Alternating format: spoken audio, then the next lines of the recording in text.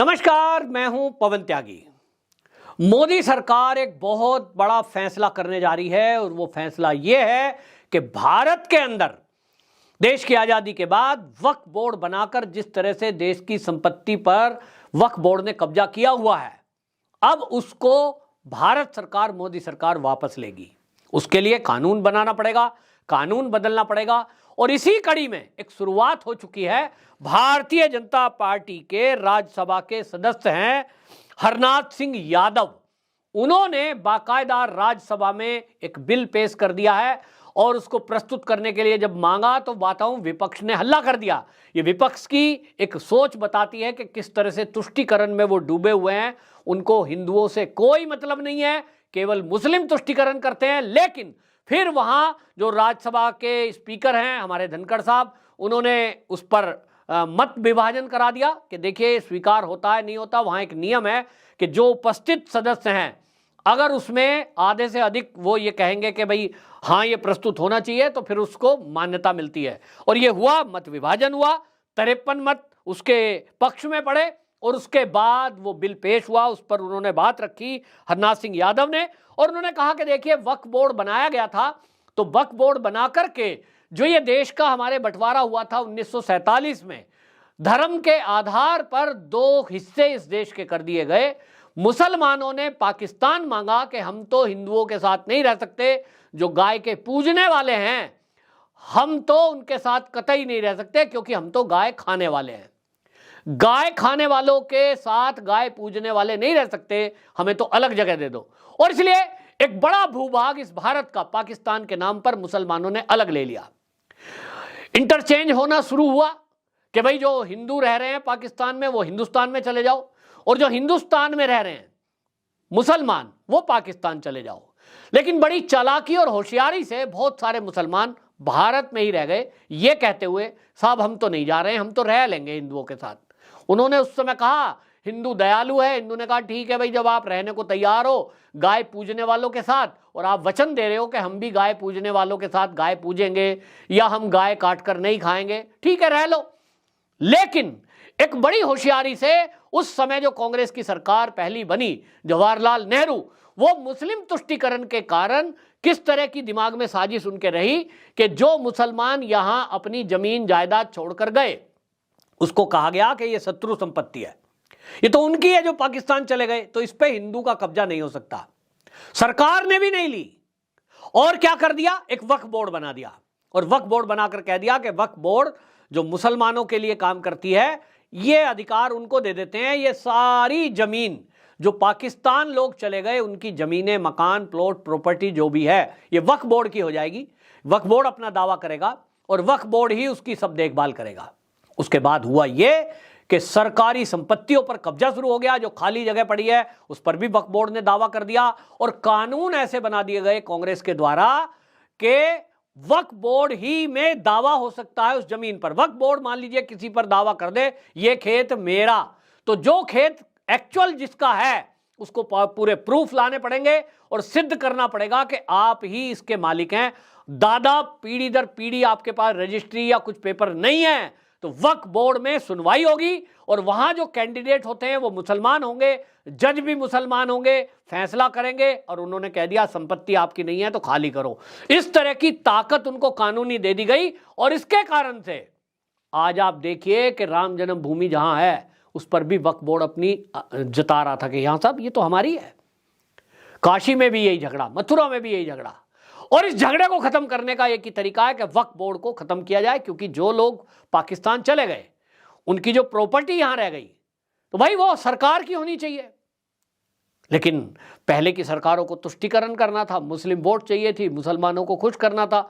हिंदू को तो मूर्ख समझा गया, हिंदू मूर्ख है भी कि वो उसी कांग्रेस को वोट देता रहा जिसने उसकी जड़ें काटी हैं। आज तक समझ नहीं पाया। समझिए कि एक मुस्लिम से विवाह करती है इंदिरा गांधी, फिरोज खान उसका नाम है, तो जब उसकी औलादें पैदा हुई तो वो पंडित कैसे हो गई? कितनी बड़ी साजिश है। जितनी शादियां आप अपने आसपास देखते हैं, जिस भी धर्म किसी भी जात के व्यक्ति से अगर शादी हो गई तो जो औलादें हैं वो पिता के नाम पर चलती हैं। हमारे देश में यही कानून है। उस कानून के अनुसार जो राजीव गांधी हुआ, जो संजय गांधी हुए, वो कौन होने चाहिए? उनके नाम के बाद होना चाहिए था खान, राजीव खान, राजीव ही नाम रखते थे, संजय खान। लेकिन ऐसा नहीं हुआ, नाम दे दिया गया गांधी, क्योंकि इंदिरा गांधी का नाम लिया गया। ये भारत का पहला उदाहरण है कि मां का नाम बच्चों के आगे लगा दिया गया सरनेम। होता नहीं था उस समय, इंदिरा गांधी का भी गांधी नाम नहीं था एक्चुअल। अब उस मुद्दे पर हम नहीं जा रहे, लेकिन कुल मिला के मैं ये बताना चाह रहा हूं कि कांग्रेस ने किस तरह से तुष्टीकरण किया, और आज की डेट में आपको बताऊंगा तो आप चौंक जाएंगे। वक्फ बोर्ड के पास रेलवे और सेना के बाद सबसे ज्यादा संपत्ति अगर किसी के पास देश के अंदर है तो वो वक्फ बोर्ड के पास है। 8,54,509 संपत्तियां वक्फ बोर्ड के पास है। देश की आजादी के बाद से अब तक अवैध कब्जा और ये सब चीजें चलती रही है। 8 लाख एकड़ से भी ज्यादा भूमि वक्फ बोर्ड के पास है, जो ये सरकार के पास होनी चाहिए थी। और हालत यह है कि कई एयरपोर्ट पे वक्फ बोर्ड का दावा है, कई मंदिरों पर वक्फ बोर्ड का दावा है कि साहब ये मंदिर तो वक्फ बोर्ड की जमीन में है। कहीं भी दावा कर सकते हैं, दिखाओ आप कागज। अब मंदिर बना हुआ है 500 साल पुराना, कागज तो है नहीं, तो कहेंगे हटो फिर, ये तो हमारा है, तोड़ो मंदिर। और कोर्ट भी कहता है कि हाँ, जो ये दावा कर रहे हैं वही सही है। सुप्रीम कोर्ट तक कहीं सुनवाई नहीं है, सुप्रीम कोर्ट में चैलेंज नहीं कर सकते आप उनको। ऐसा कानून बना दिया। तो उस कानून को बदलने की मांग चल रही थी, लेकिन अब मोदी सरकार इसको करने जा रही है। इसकी शुरुआत की जा चुकी है, राज्यसभा में प्रस्तुत हो चुका है। अब इसके बाद ये इस पर डिबेट होगी, फिर ये लोकसभा में जाएगा। हालांकि प्रोसेस लंबा है कि फिर इसके लिए कानून भी बनाया जाएगा। और जैसा आप जानते हैं कि जो समाज, जो वर्ग यहां 3 देश के लोगों को भारत की नागरिकता देने के विरोध में सड़कों पे उतर जाता है, CAA के विरोध के नाम पर, एक राम मंदिर जो हम सबकी आस्था का केंद्र है उसको नहीं देता है, और बाबर को अपना हितैषी बताकर, अपना पूर्वज बताकर ये कहता है कि बाबरी मस्जिद ही हमें चाहिए, जो कृष्ण जन्मभूमि का एक छोटा सा हिस्सा नहीं छोड़ रहा है, जो श्रृंगार गौरी मंदिर में अपना मस्जिद का दावा कर रहे हैं, वो कैसे 8 लाख एकड़ जमीन छोड़ सकते हैं? क्वेश्चन मार्क है भाई। नहीं होगा, इतना आसान नहीं है। ये सड़कों पे आएंगे, ये हंगामा करेंगे, ये दंगा फसाद करेंगे, लेकिन इतना तो तय है कि जब ये कानून आएगा, कानून बनेगा, आज नहीं तो कल, योगी जैसा शासक जब पूरे राज्यों में होंगे तो निश्चित जानिए कि ये जरूर हो जाएगा। तो एक शुरुआत मोदी सरकार ने की है, इसकी सराहना की जानी चाहिए। लेकिन खलबली मची है पूरे विपक्ष में, और विपक्ष जैसे कि पहले से आदत है, उसको तो हिंदुओं की चिंता है नहीं। वो कहते हैं हिंदू तो मूर्ख है, ये तो जाति के नाम पे बटा है। मैं कुर्मी, मैं तेली, मैं नाई, मैं ब्राह्मण, मैं खड़ा हो जाऊंगा, कैंडिडेट देंगे, मैं तेरी जात का, तू मेरी जात का। अब जैसे लालू जी कहते हैं ना, MY फैक्टर, भाई जितना यादव है हमको वोट दो, क्योंकि मैं भी यादव हूं। और मुसलमान काहे दे? मुसलमान इसलिए दे कि बीजेपी आएगी तो तुमको खा जाएगी, मैं ही तुमको बचाऊंगा, मैं ही तुम्हारी तुष्टीकरण करूंगा। तो MY फैक्टर से वो सरकार बना ले जाते हैं, वो सांसद जिता ले जाते हैं। और इसी तरह जाति के आधार पर बटे हुआ हिंदू उन्हीं लोगों को सत्ता सौंप रहा था 65 साल से, जो उसकी जड़ों में मट्ठा डाल रहे थे, जो 2047 तक इस देश को इस्लामिक राष्ट्र बनाने का सपना देख रहे थे, उन्हीं के साथ खड़े थे। जो ये कहते हैं कि हमारा निर्माण तो हमारी पार्टी का सनातन की समाप्ति के लिए किया हमने, जो ये कहते हैं हिंदुत्व खतरनाक है, जो राहुल गांधी कहता है कि RSS को खत्म करना ही हमारा लक्ष्य है, उसी को हम हिंदू वोट दे रहे हैं कि हाँ RSS को खत्म करो, बजरंग दल को खत्म करो, गाय को खाने वालों को पुष्ट करो, गाय पूजने वालों को जेल में ठूस दो, सनातन धर्म को खत्म कर दो, हिंदुओं को खत्म कर दो। लो, हम तुम्हें वोट देते हैं क्योंकि हम जातियों में बटे हुए हैं। हम मूर्ख हिंदू उसी कांग्रेस को 65 साल सत्ता सौंपते रहे। वक्फ बोर्ड की जमीन बनाकर जिसने भारत की बड़ा भूभाग, सोचिए 8 लाख एकड़ थोड़ी जमीन होती है क्या, उसने मुसलमानों को सौंप दी। हिंदुओं को एक मंदिर नहीं बनाने दिया, जो अयोध्या में प्रभु राम का मंदिर है, कृष्ण जन्मभूमि में मंदिर है। सोचिए कितनी जमीन लगती है उसमें, 10 एकड़, 20 एकड़, 50 एकड़, 100 एकड़।